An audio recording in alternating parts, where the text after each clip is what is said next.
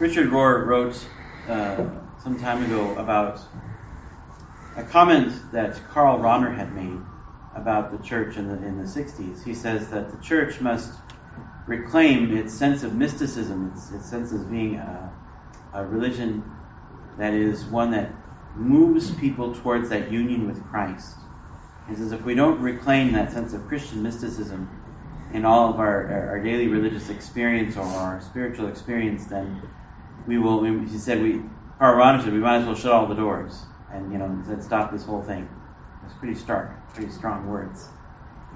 And then, but some of us might get a little kind of like, oh, what's going on? What do you mean mystic? I'm not a mystic. I'm just, Joe Schmo in the pew doing my thing and trying to make my way through the world here. As we get closer to this celebration of Christmas, everything just starts to get more intense, doesn't it? All the preparations and getting all the final things together and making plans and travel plans and all these sorts of things are happening all around us. And I'm not saying that those festivities are bad or wrong. No, not at all. But if we don't help people move into a deeper level of connection with Christ, then we're not helping people truly experience the celebration of Christmas for what it is, that continued presence of Jesus Christ. We live between two Advents.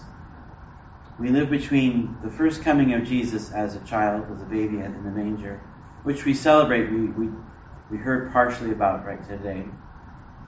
And we are living between that and the other Advent, which is Jesus returning as the King of the universe and restoring all of time, all of space, all of the universe to what God had always wanted it to be. And so we have this opportunity between these two Advents to help as many people as possible, including ourselves, to truly come to a union with Christ. And that's what the mystic does. The mystic seeks out that intimate union with Christ. And that is above all the most important thing. And as we experience this third week of Advent, this week of joy, gaudete, rejoice, where does our true joy come from? Does it come from just this wonderful spirit or atmosphere of holiday festivity? Does it come from all the different things? I mean, we get happy about being part of those. But we always hear the comment, oh, I wish this Christmas thing would last all year and we could all be nice to each other.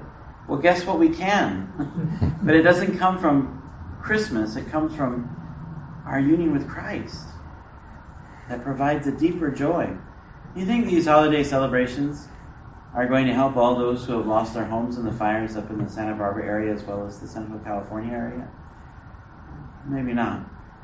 But the joy that Christ brings that helps us overcome even death might bring them a measure of hope.